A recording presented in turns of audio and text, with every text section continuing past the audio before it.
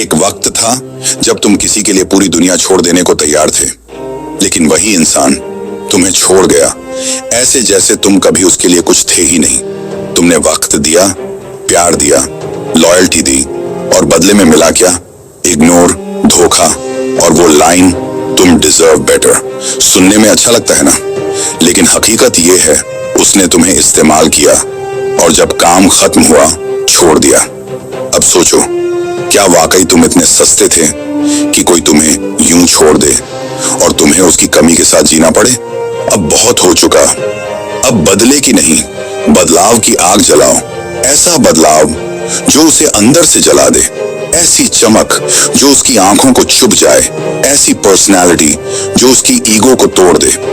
तुम्हें रोते हुए छोड़ने वाला अब तुम्हें मुस्कुराता देख के भी डरना चाहिए, क्योंकि अब तुम्हारी मुस्कान में कमजोरी नहीं, एटीट्यूड है।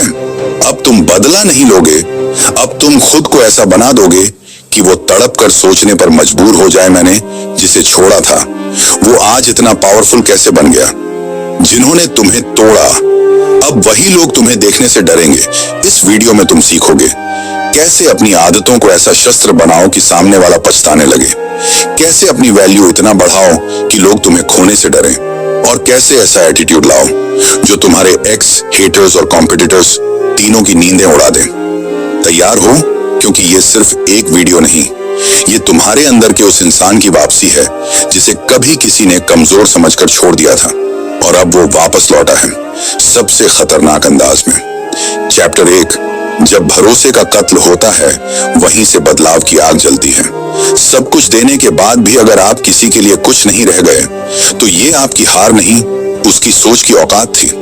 कभी आपने वो दर्द महसूस किया है जब आपने किसी को अपना सब कुछ दिया, अपना वक्त, अपनी वफादारी, अपना भरोसा, और बदले में क्या मिला?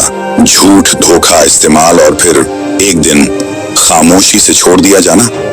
ये वही पल होते हैं जब इंसान टूटता नहीं, बदलता है, क्योंकि जब दिल से खेला जाता है तो इंसान या तो कमजोर बन जाता है या खतरनाक। 1.1 वो मोमेंट जब सच्चाई सामने आती है। एक इंसान जो कल तक आपके लिए दुनिया से लड़ता था, आज उसी दुनिया में आपके खिलाफ बातें कर रहा होता है। एक दोस्त जो हर कदम पर साथ था, आज आपकी परेशानी में भी ऑफलाइन हो गया। और सबसे दुखद हिस्सा, आपने कभी उम्मीद ही नहीं की थी कि वो ऐसा करेगा। ये वही मोमेंट होता है जब आपके अंदर एक सवाल बार बार गूंजता है, क्या मेरी वैल्यू इतनी कम थी? लेकिन यहीं से असली खेल शुरू होता है। 1.2 इमोशनल कोलैप्स से इमोशनल पावर तक का सफर। जब भरोसा टूटता है तो दो चीजें होती हैं। एक, या तो आप रोते हैं, टूटते हैं और खुद से नफरत करने लगते हैं। 2, या फिर आप मिरर के सामने खड़े होकर खुद से कहते हैं, अब मैं वो इंसान बनूंगा जिसे खोकर लोग पूरी जिंदगी पछताएंगे। यही भावना आपको बदलने पर मजबूर करती है। इमोशनल पेन को अगर एक सही डायरेक्शन में यूज करो तो वही दर्द आपको एक ऐसी ताकत देता है जो दुनिया को हिला सकती है। 1.3 पहली जीत। जब आप अपने हक में खड़े होना सीख जाते हैं, आपने कभी ध्यान दिया? जब आप ना कहना सीखते हैं, जब आप खुद को वैल्यू देना शुरू करते हैं, तब वही लोग जो आपको लाइटली लेते थे अचानक सीरियस हो जाते हैं। क्यों? क्योंकि आपने अपनी बाउंड्रीज बना ली हैं, क्योंकि आपने अपनी इमोशंस का रिमोट कंट्रोल अब उनके हाथ से छीन लिया है। यही पहला बदलाव है जो आपके दुश्मनों को तड़पाने लगता है, आपका खुद के लिए खड़ा होना। 1.4 जब आप बदलते हो तो दो बातें होती हैं। 1, लोग कहते हैं तू पहले जैसा नहीं रहा। दूसरे, और आप मुस्कुराकर कहते हैं हाँ, क्योंकि अब मैं खुद के जैसा हूँ। जो इंसान खुद के लिए जीना शुरू कर देता है वो किसी और की पपेट बनना बंद कर देता है, और यहीं से शुरू होती है वो जर्नी जहां आप किसी का पछतावा बन जाते हो।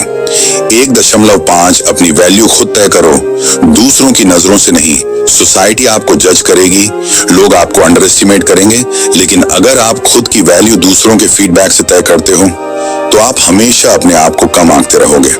आपको खुद को इस लेवल तक लेकर जाना है जहां आपकी प्रेजेंस किसी की नीड नहीं, प्रिविलेज लगे।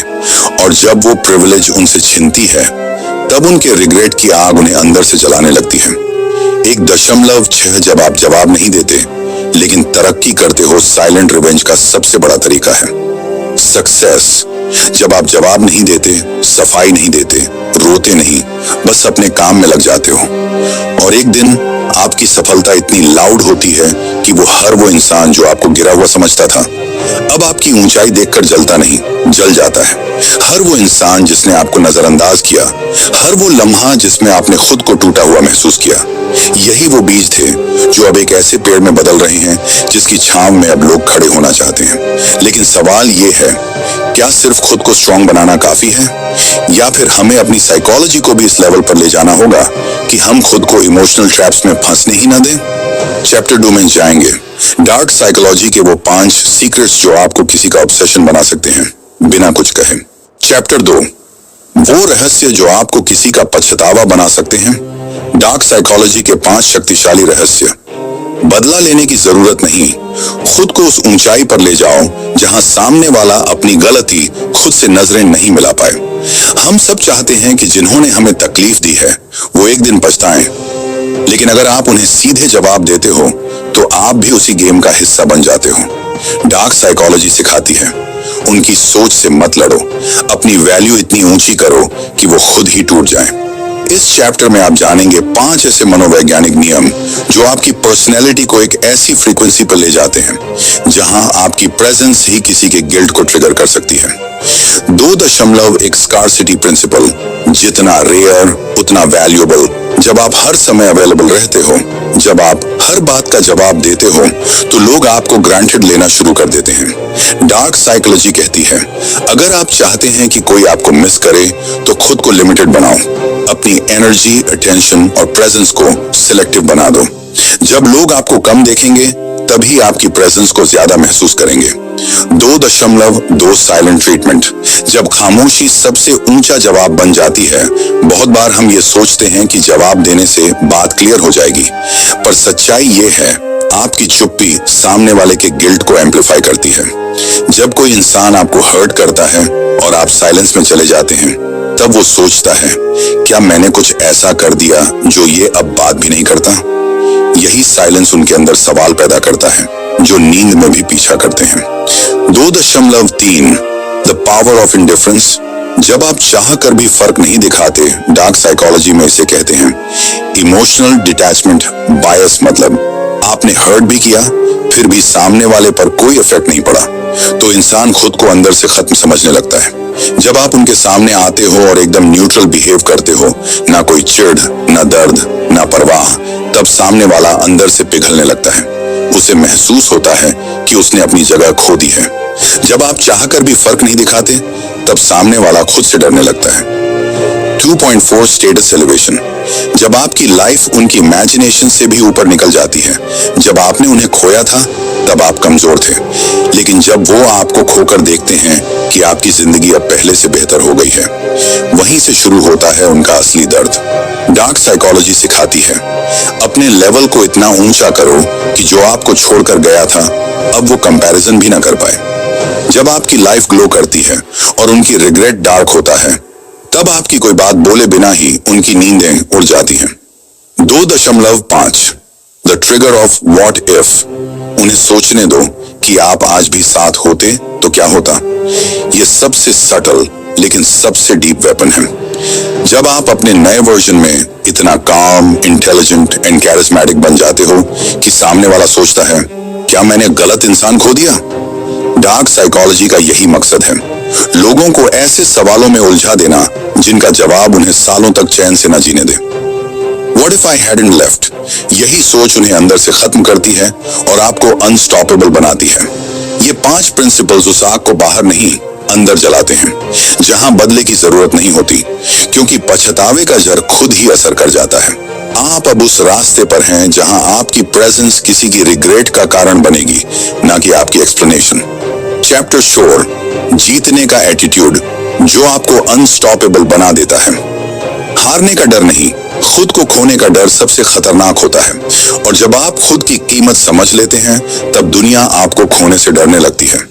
एक बात हमेशा याद रखो, सफल लोग और बाकियों में फर्क सिर्फ एक चीज का होता है, एटीट्यूड। सेम दर्द, सेम मुश्किलें, लेकिन अलग रवैया। इस चैप्टर में हम जानेंगे कि ऐसे कौन से ट्रेड्स होते हैं जो सक्सेसफुल लोगों को दूसरों से अलग बनाते हैं। वो क्वालिटीज जो न सिर्फ उन्हें ऊंचा उठाती हैं बल्कि उनके हेटर्स को भी पछताने पर मजबूर कर देती हैं। 4.1 सेल्फ वर्थ की समझ। खुद को कम मत समझो, बस गलत लोगों के हाथ में थे। सफल लोग दूसरों से वैलिडेशन नहीं मांगते। वो जानते हैं मैं क्या हूं, ये मुझे किसी के अप्रूवल से तय नहीं करना। जब आप खुद को कम आंकते हो तो दुनिया आपको और भी छोटा समझती है, लेकिन जब आप खुद के वैल्यू को पहचान लेते हो तो वही लोग जो आपको छोड़ गए थे अब आपकी चमक से नजरें चुराने लगते हैं। 4 दोनों रिएक्शन है the best reaction. Mastering emotional control. सफल लोग एक गहरी बात समझते हैं, हर इंसल्ट, हर बिट्रेयल का जवाब जरूरी नहीं। कुछ चीजों को इग्नोर करना ही सबसे बड़ा पावर होता है। जब आप रिएक्ट नहीं करते तो आप सामने वाले को उसकी औकात दिखा देते हो बिना एक शब्द बोले। 4.3 विजन वाला इंसान कभी रुकता नहीं, वो बदलता है, निखरता है। आपने देखा होगा सक्सेसफुल लोग कभी एक दर्द में अटके नहीं रहते। उन्हें पता होता है जो चला गया वो चैप्टर था, मेरी पूरी किताब नहीं। वो अपने गोल्स पर लेजर फोकस रखते हैं और जब वो ऊंचाई पर पहुंचते हैं तब वो लोग जो उन्हें तोड़ना चाहते थे अब उन्हें देखने की हिम्मत नहीं कर पाते। चौथा, बाउंड्री सेट करना। ये घमंड नहीं, सेल्फ रिस्पेक्ट है। सफल लोग हर किसी को अपनी लाइफ में घुसने नहीं देते। वो जानते हैं कि किसे डिस्टेंस पर रखना है, किसे करीब। जब आप हर किसी को एक्सेस देते हो तो लोग आपकी वैल्यू नहीं समझते, लेकिन जब आप सिलेक्टिव हो जाते हो तो लोग आपकी प्रेजेंस को लग्जरी की तरह ट्रीट करते। एच शर्माइफ, जब आप पावरफुल बनते हो तो आपके नाम से भी लोग सोच में पड़ जाते हैं। सक्सेस एक एनर्जी होती है जो दिखती नहीं लेकिन महसूस होती है। सफल लोग अपने अंदर इतना आत्मविश्वास रखते हैं कि उनकी साइलेंस भी किसी की ईगो को हिला देती है। जब आप किसी के सामने खड़े होते हो और आपकी आईज में डर नहीं, शांति होती है, तब सामने वाला घबरा जाता है। एटीट्यूड कोई दिखावे की चीज नहीं, ये एक ऐसी आग है जो अंदर जलती है और बाहर रोशनी बनकर नजर आती है। जब आप खुद की वैल्यू जानते हो, जब आप रिस्पेक्ट डिमांड नहीं करते बल्कि अपने स्टैंडर्ड से उसे अट्रैक्ट करते हो, तब कोई भी इंसान आपको छोड़ने के बाद इनर गिल्ट से नहीं बच सकता। आपका साइलेंस, आपकी ग्रोथ, आपका काम बिहेवियर, इन सब का एक ही असर होता है, रिग्रेट। लेकिन अब एक जरूरी सवाल, क्या आप जानना चाहेंगे कि कैसे कुछ छोटे साइकोलॉजिकल ट्रिक्स और बॉडी लैंग्वेज के थ्रू आप किसी को बिना एक शब्द कहे अपना दीवाना बना सकते हैं? चैप्टर 5 में जानेंगे नॉन वर्बल डोमिनेंस। कैसे आपकी आंखें, चाल और प्रेजेंस बन सकती है आपकी सबसे खतरनाक ताकत। Chapter 5 non verbal dominance. जब आपकी मौजूदगी ही सबसे बड़ा जवाब बन जाती है। कुछ लोग शब्दों से असर डालते हैं, लेकिन जो बिना बोले ही लोगों के मन में उतर जाए वही असली ताकतवर होता है। आपको अपने हेटर्स को जवाब देने के लिए लड़ने की जरूरत नहीं। कभी कभी आपकी चुप्पी, चाल और चेहरा इतना असरदार होता है कि सामने वाला खुद ही सोच में पड़ जाता है, क्या मैंने किसी गलत इंसान को खो दिया? इस चैप्टर में हम जानेंगे वो नॉन वर्बल साइकोलॉजी की टेक्निक्स जो आपको एक साइलेंट लेकिन खतरनाक पर्सनालिटी देती हैं। आई कांटेक्ट सबसे ताकतवर हथियार। जब सही तरीके से इस्तेमाल हो, आंखें सब कुछ कह देती हैं। डर, आत्मविश्वास, नफरत, मोहब्बत, घृणा। लेकिन सफल और साइकोलॉजिकली डोमिनेंट लोग जानते हैं कि अपनी आंखों से कैसे कमांड देना है। जब आप किसी की आंखों में देखकर बिना झुके बात करते हो, तब सामने वाला सबकॉन्शियसली आपकी रिस्पेक्ट करने लगता है। चाहे वो आपकी कद्र करे या ना करे, डरने जरूर लगता है। दो वॉक लाइक ए लीडर। हर कदम पर खुद से कहो, मैं किसी से कम नहीं। सिर्फ बात करने का तरीका नहीं, चलने का अंदाज भी आपकी साइकोलॉजिकल पावर बताता है। स्लाउच होकर चलने वाले लोग अक्सर इनसिक्योर दिखते हैं, लेकिन सीना उठाकर स्टेडी और कॉन्फिडेंट चाल वाला इंसान इवन बिना बोले भी डोमिनेंस दिखा देता है। आपका बॉडी पोस्चर सामने वाले के दिमाग में एक मैसेज छोड़ता है, ये इंसान खुद को जानता है और मैं इससे ज्यादा नहीं हूं। 3 फेशियल एक्सप्रेशन। काम लेकिन फियर्स, इमोशनली स्टेबल इंसान अपने चेहरे पर ओवर रिएक्शन नहीं दिखाता। सफल और इन्फ्लुएंशियल लोग पब्लिक में अक्सर न्यूट्रल फेस रखते हैं, ना ज्यादा हंसते हैं ना ज्यादा रिएक्ट करते हैं। यही नॉन वर्बल एटीट्यूड सामने वाले को कंफ्यूज करता है, क्योंकि उसे समझ नहीं आता कि आप क्या सोच रहे हो। और साइकोलॉजिकल गेम में यही मिस्ट्री आपके पावर को बढ़ा देती है। 4 voice tone and pause.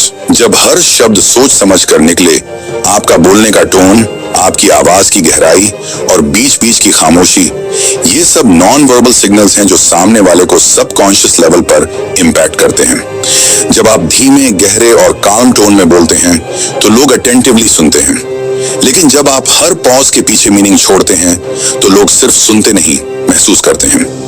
5 enter like you on the space.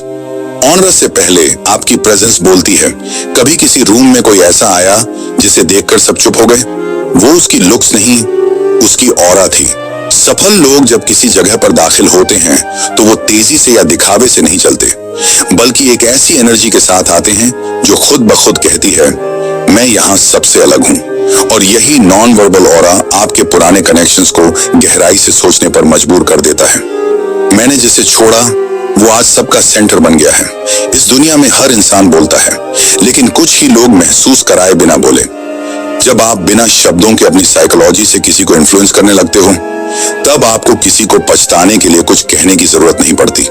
आपकी चाल, आपका चेहरा, आपका आत्मविश्वास, यही सब सामने वाले के दिल में गिल्ट का कांटा बनकर चुभते हैं। लेकिन अब एक जरूरी सवाल, क्या आप जानना चाहेंगे कि कैसे अपने अंदर उस माइंडसेट को पैदा किया जाए जिससे आप न सिर्फ खुद को बदलें बल्कि दूसरों की सोच को भी कंट्रोल कर सकें और हर उस इंसान को साइकोलॉजिकली वीक बना दें जो आपको कभी कमजोर समझता था? चैप्टर 6 में जानेंगे मानसिक पुनर्संग्रहण, अपने मन को एक हथियार में बदलना और दुनिया को अपनी मर्जी से खेलना। Chapter 6 psychological reprogramming. जब माइंड बन जाए हथियार तो दुनिया झुक जाती है। जिस दिन तुमने अपने दिमाग को कंट्रोल करना सीख लिया, उसी दिन तुमने अपने दर्द, डर और दुश्मनों को हराना सीख लिया। हर इंसान के जीवन में वो एक मोड़ आता है जहां उसे लगता है अब बहुत हुआ, अब मैं बदलूंगा। लेकिन सिर्फ सोचना काफी नहीं होता। बदलाव वहां से शुरू होता है जहां आप अपने माइंड को रिप्रोग्राम करना शुरू करते हो।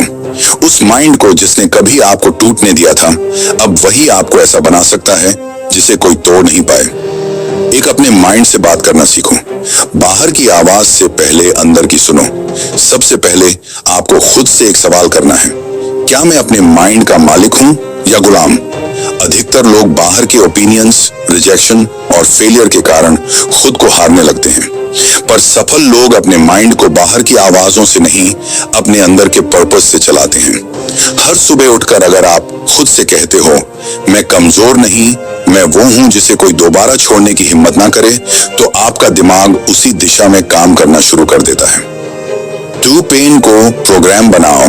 हर चोट को एक साइकोलॉजिकल वेपन में बदलो, जिसने तुम्हें छोड़ा, जिसने तुम्हें नीचा दिखाया, जिसने तुम्हें तोड़ा, उसी दर्द को अपना रॉ मटेरियल बना लो। सफल लोग दर्द से डरते नहीं, वो उसे रॉ पावर में बदलते हैं। जब भी आपका माइंड पुराने जख्म याद दिलाए तो उसे कहो, थैंक यू, तूने मुझे बनाया है। The same pain that tried to break you can become the fire that rebuilds you. 3 discipline is emotionless, और यही उसे खतरनाक बनाता है। इमोशन आता है, मैं आज नहीं कर पाऊंगा। माइंडसेट कहता है, करना है चाहे जैसे भी हो। माइंड को रिप्रोग्राम करना तब शुरू होता है जब आप डिसिप्लिन को इमोशन से ऊपर रखते हो। हर बार जब आप अलार्म बंद कर सोने लगते हो, वो आपका पुराना माइंड है। हर बार जब आप ठानते हो कि चाहे जो हो करना है, वहीं से नया माइंड बनता है। 4 अपने पास्ट को रीराइट करो। हार की कहानी को हीरो की स्क्रिप्ट बनाओ। जो बीत गया वो पत्थर नहीं है, वो मिट्टी है जिसे आप दोबारा गढ़ सकते हो। माइंड रिप्रोग्रामिंग की सबसे गहरी बात यह है, आप अपने बीते हुए कल को एक नई नजर से देख सकते हो। जैसे, मुझे धोखा मिला, उसने मुझे सिखाया कि मैं क्या डिजर्व करता हूँ। मुझे छोड़ दिया गया, अब मैं खुद को वो प्यार दूंगा जो दूसरों से मांगता था। 5 विजुअलाइजेशन। जो आप देखते हो वही आप बनते हो। माइंड को सबसे गहराई से रिप्रोग्राम करने का तरीका है विजुअलाइज करना कि आप क्या बनना चाहते हैं। हर दिन 5 मिनट आंख बंद करके इमेजिन करो कि आप एक स्टेज पर खड़े हो और लोग आपको सुन रहे हैं। आपकी पर्सनालिटी इतनी मैग्नेटिक है कि आपको देखकर लोग रिस्पेक्ट करते हैं। वो लोग जो आपको छोड़कर गए थे आज रिग्रेट में जी रहे हैं। माइंड को रिप्रोग्राम करना कोई एक दिन की बात नहीं, ये एक युद्ध है। आपके पुराने डर, पुराने जख्म और आपकी खुद की कमजोर सोच के खिलाफ।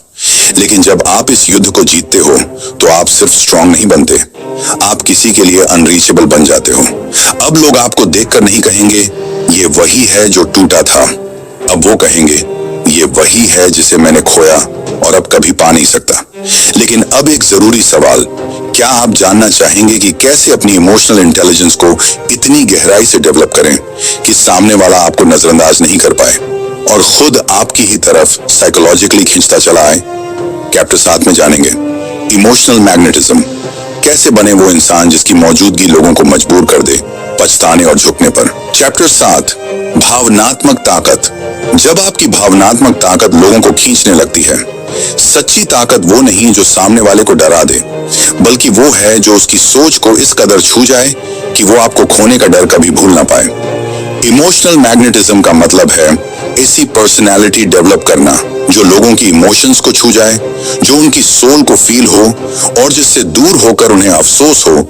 इस दुनिया में ज्यादातर लोग दिखावे से इंप्रेस होते हैं, लेकिन जो लोग दिल से कनेक्ट करते हैं वो कभी भूले नहीं जाते।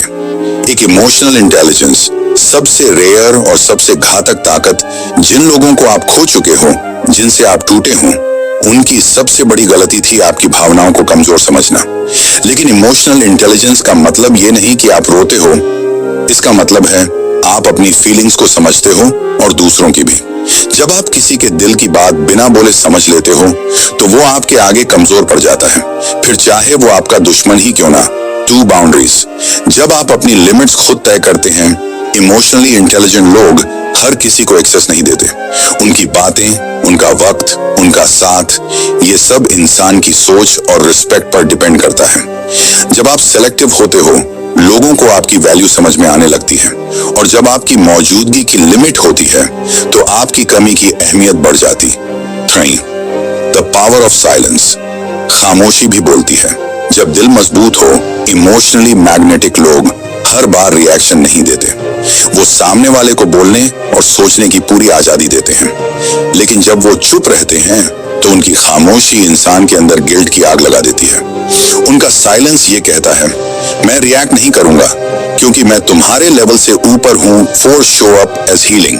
जो आपके साथ रहे वो खुद को बेहतर महसूस करे। ऐसे बनो कि कोई आपके साथ 5 मिनट भी बैठे तो उसे लगे कि वो थोड़ा हल्का, थोड़ा अच्छा और थोड़ा समझा गया है। आपकी एनर्जी से हीलिंग होनी चाहिए, ना कि कंफ्यूजन, ड्रामा या डाउट। जब आप लोगों की लाइफ में क्लैरिटी और पॉजिटिविटी लेकर आते हो तो आप उनके सबकॉन्शियस में एक स्पेशल जगह बना लेते हो, और फिर जब आप चले जाते हो तब वही इंसान सबसे ज्यादा रिग्रेट करता है। 5 क्रिएट स्कैर्सिटी। खुद को इतना रेयर बना दो कि आपकी याद उन्हें सोने न दे। हर किसी के लिए अवेलेबल मत रहो, हर बात का जवाब मत दो, हर इंसल्ट का बदला मत लो, बल्कि अपने आप में इतना ग्रो करो कि आपकी एक झलक भी लोगों के लिए लग्जरी बन जाए। जब आप रेयर बनते हो तब आपकी इमोशनल प्रेजेंस लोगों के अंदर डर और पछतावे दोनों जगा देती है। इमोशनल मैग्नेटिज्म कोई ट्रिक नहीं है, ये एक इवॉल्व्ड इंसान की आइडेंटिटी होती है। जब आपकी पर्सनालिटी इतनी इमोशनली इंटेलिजेंट, इतनी रेयर और इतनी सोलफुल बन जाती है कि सामने वाला आपको खोकर अपनी पूरी जिंदगी पछताए, तो समझो आपने वो हासिल कर लिया है जो दुनिया में सबसे मुश्किल है। लेकिन आखिरी और सबसे गहरा सवाल, क्या आप अब तैयार हैं उस इंसान के सामने आने के लिए जिसने कभी आपको तोड़ा था, और उसे सिर्फ अपनी मौजूदगी से याद दिलाने के लिए कि उसने क्या खोया है? लेकिन सीना उठाकर स्टेडी और कॉन्फिडेंट चाल वाला इंसान इवन बिना बोले भी डोमिनेंस दिखा देता है।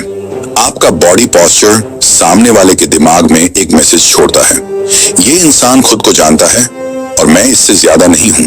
3 फेशियल एक्सप्रेशन। काम लेकिन फियर्स, इमोशनली स्टेबल इंसान अपने चेहरे पर ओवर रिएक्शन नहीं दिखाता। सफल और इन्फ्लुएंशियल लोग पब्लिक में अक्सर न्यूट्रल फेस रखते हैं, ना ज्यादा हंसते हैं ना ज्यादा रिएक्ट करते हैं। यही नॉन वर्बल एटीट्यूड सामने वाले को कंफ्यूज करता है, क्योंकि उसे समझ नहीं आता कि आप क्या सोच रहे हो, और साइकोलॉजिकल गेम में यही मिस्ट्री आपके पावर को बढ़ा देती है। 4 वॉइस टोन एंड पॉज। जब हर शब्द सोच समझ कर निकले, आपका बोलने का टोन, आपकी आवाज की गहराई और बीच बीच की खामोशी, ये सब नॉन वर्बल सिग्नल्स हैं जो सामने वाले को सबकॉन्शियस लेवल पर इम्पैक्ट करते हैं। जब आप धीमे, गहरे और काम टोन में बोलते हैं तो लोग अटेंटिवली सुनते हैं, लेकिन जब आप हर पॉज के पीछे मीनिंग छोड़ते हैं तो लोग सिर्फ सुनते नहीं, महसूस करते हैं। 5 enter like you on the space. Honour से पहले आपकी प्रेजेंस बोलती है। कभी किसी रूम में कोई ऐसा आया जिसे देखकर सब चुप हो गए? वो उसकी लुक्स नहीं, उसकी ऑरा थी। सफल लोग जब किसी जगह पर दाखिल होते हैं तो वो तेजी से या दिखावे से नहीं चलते, बल्कि एक ऐसी एनर्जी के साथ आते हैं जो खुद ब खुद कहती है, मैं यहाँ सबसे अलग हूँ। और यही नॉन वर्बल ऑरा आपके पुराने कनेक्शंस को गहराई से सोचने पर मजबूर कर देता है। मैंने जिसे छोड़ा वो आज सबका सेंटर बन गया है। इस दुनिया में हर इंसान बोलता है, लेकिन कुछ ही लोग महसूस कराए बिना बोले। जब आप बिना शब्दों के अपनी साइकोलॉजी से किसी को इन्फ्लुएंस करने लगते हो, तब आपको किसी को पछताने के लिए कुछ कहने की जरूरत नहीं पड़ती। आपकी चाल, आपका चेहरा, आपका आत्मविश्वास, यही सब सामने वाले के दिल में गिल्ट का कांटा बनकर चुभते हैं। लेकिन अब एक जरूरी सवाल, क्या आप जानना चाहेंगे कि कैसे अपने अंदर उस माइंडसेट को पैदा किया जाए जिससे आप न सिर्फ खुद को बदलें बल्कि दूसरों की सोच को भी कंट्रोल कर सकें और हर उस इंसान को साइकोलॉजिकली वीक बना दें जो आपको कभी कमजोर समझता था? चैप्टर 6 में जानेंगे मानसिक पुनर्संग्रहण, अपने मन को एक हथियार में बदलना और दुनिया को अपनी मर्जी से खेलना। Chapter 6 psychological reprogramming. जब माइंड बन जाए हथियार तो दुनिया झुक जाती है। जिस दिन तुमने अपने दिमाग को कंट्रोल करना सीख लिया, उसी दिन तुमने अपने दर्द, डर और दुश्मनों को हराना सीख लिया। हर इंसान के जीवन में वो एक मोड़ आता है जहां उसे लगता है अब बहुत हुआ, अब मैं बदलूंगा। लेकिन सिर्फ सोचना काफी नहीं होता। बदलाव वहां से शुरू होता है जहां आप अपने माइंड को रिप्रोग्राम करना शुरू करते हो। उस माइंड को जिसने कभी आपको टूटने दिया था, अब वही आपको ऐसा बना सकता है जिसे कोई तोड़ नहीं पाए। एक अपने माइंड से बात करना सीखो। बाहर की आवाज से पहले अंदर की सुनो। सबसे पहले आपको खुद से एक सवाल करना है, क्या मैं अपने माइंड का मालिक हूं या गुलाम? अधिकतर लोग बाहर के ओपिनियंस, रिजेक्शन और फेलियर के कारण खुद को हारने लगते हैं, पर सफल लोग अपने माइंड को बाहर की आवाजों से नहीं, अपने अंदर के पर्पस से चलाते हैं। हर सुबह उठकर अगर आप खुद से कहते हो, मैं कमजोर नहीं, मैं वो हूं जिसे कोई दोबारा छोड़ने की हिम्मत ना करे, तो आपका दिमाग उसी दिशा में काम करना शुरू कर देता है। टू पेन को प्रोग्राम बनाओ। हर चोट को एक साइकोलॉजिकल वेपन में बदलो जिसने तुम्हें छोड़ा, जिसने तुम्हें नीचा दिखाया, जिसने तुम्हें तोड़ा। उसी दर्द को अपना रॉ मटेरियल बना लो। सफल लोग दर्द से डरते नहीं, वो उसे रॉ पावर में बदलते हैं। जब भी आपका माइंड पुराने जख्म याद दिलाए तो उसे कहो, थैंक यू, तूने मुझे बनाया है। The same pain that tried to break you can become the fire that rebuilds you. 3 discipline is emotionless, और यही उसे खतरनाक बनाता है। इमोशन आता है, मैं आज नहीं कर पाऊंगा। माइंडसेट कहता है, करना है चाहे जैसे भी हो। माइंड को रिप्रोग्राम करना तब शुरू होता है जब आप डिसिप्लिन को इमोशन से ऊपर रखते हो। हर बार जब आप अलार्म बंद कर सोने लगते हो, वो आपका पुराना माइंड है। हर बार जब आप ठानते हो कि चाहे जो हो करना है, वहीं से नया माइंड बनता है। 4 अपने पास्ट को रीराइट करो। हार की कहानी को हीरो की स्क्रिप्ट बनाओ। जो बीत गया वो पत्थर नहीं है, वो मिट्टी है जिसे आप दोबारा गढ़ सकते हो। माइंड रिप्रोग्रामिंग की सबसे गहरी बात यह है, आप अपने बीते हुए कल को एक नई नजर से देख सकते हो। जैसे, मुझे धोखा मिला, उसने मुझे सिखाया कि मैं क्या डिजर्व करता हूँ, मुझे छोड़ दिया गया, अब मैं खुद को वो प्यार दूंगा जो दूसरों से मांगता था। 5 विजुअलाइजेशन। जो आप देखते हो वही आप बनते हो। माइंड को सबसे गहराई से रिप्रोग्राम करने का तरीका है विजुअलाइज करना कि आप क्या बनना चाहते हैं। हर दिन 5 मिनट आंख बंद करके इमेजिन करो कि आप एक स्टेज पर खड़े हो और लोग आपको सुन रहे हैं। आपकी पर्सनालिटी इतनी मैग्नेटिक है कि आपको देखकर लोग रिस्पेक्ट करते हैं। वो लोग जो आपको छोड़कर गए थे आज रिग्रेट में जी रहे हैं। माइंड को रिप्रोग्राम करना कोई एक दिन की बात नहीं, ये एक युद्ध है। आपके पुराने डर, पुराने जख्म और आपकी खुद की कमजोर सोच के खिलाफ। लेकिन जब आप इस युद्ध को जीतते हो तो आप सिर्फ स्ट्रांग नहीं बनते, आप किसी के लिए अनरीचेबल बन जाते हो। अब लोग आपको देखकर नहीं कहेंगे ये वही है जो टूटा था, अब वो कहेंगे ये वही है जिसे मैंने खोया और अब कभी पा नहीं सकता। लेकिन अब एक जरूरी सवाल, क्या आप जानना चाहेंगे कि कैसे अपनी इमोशनल इंटेलिजेंस को इतनी गहराई से डेवलप करें कि सामने वाला आपको नजरअंदाज नहीं कर पाए और खुद आपकी ही तरफ साइकोलॉजिकली खींचता चला आए? चैप्टर 7 में जानेंगे इमोशनल मैग्नेटिज्म, कैसे बने वो इंसान जिसकी मौजूदगी लोगों को मजबूर कर दे पछताने और झुकने पर। चैप्टर 7 भावनात्मक ताकत। जब आपकी भावनात्मक ताकत लोगों को खींचने लगती है, सच्ची ताकत वो नहीं जो सामने वाले को डरा दे, बल्कि वो है जो उसकी सोच को इस कदर छू जाए कि वो आपको खोने का डर कभी भूल ना पाए। इमोशनल मैग्नेटिज्म का मतलब है ऐसी पर्सनालिटी डेवलप करना जो लोगों की इमोशंस को छू जाए, जो उनकी सोल को फील हो और जिससे दूर होकर उन्हें अफसोस हो। इस दुनिया में ज्यादातर लोग दिखावे से इंप्रेस होते हैं, लेकिन जो लोग दिल से कनेक्ट करते हैं वो कभी भूले नहीं जाते। एक इमोशनल इंटेलिजेंस सबसे रेयर और सबसे घातक ताकत। जिन लोगों को आप खो चुके हो, जिनसे आप टूटे हो, उनकी सबसे बड़ी गलती थी आपकी भावनाओं को कमजोर समझना। लेकिन इमोशनल इंटेलिजेंस का मतलब ये नहीं कि आप रोते हो, इसका मतलब है आप अपनी फीलिंग्स को समझते हो और दूसरों की भी।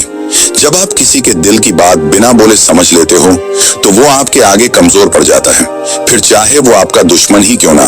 2 बाउंड्रीज। जब आप अपनी लिमिट्स खुद तय करते हैं, इमोशनली इंटेलिजेंट लोग हर किसी को एक्सेस नहीं देते। उनकी बातें, उनका वक्त, उनका साथ, ये सब इंसान की सोच और रिस्पेक्ट पर डिपेंड करता है। जब आप सेलेक्टिव होते हो, लोगों को आपकी वैल्यू समझ में आने लगती है, और जब आपकी मौजूदगी की लिमिट होती है तो आपकी कमी की अहमियत बढ़ जाती। 3. The power of silence. खामोशी भी बोलती है। जब दिल मजबूत हो, इमोशनली मैग्नेटिक लोग हर बार रिएक्शन नहीं देते, वो सामने वाले को बोलने और सोचने की पूरी आजादी देते हैं। लेकिन जब वो चुप रहते हैं तो उनकी खामोशी इंसान के अंदर गिल्ट की आग लगा देती है।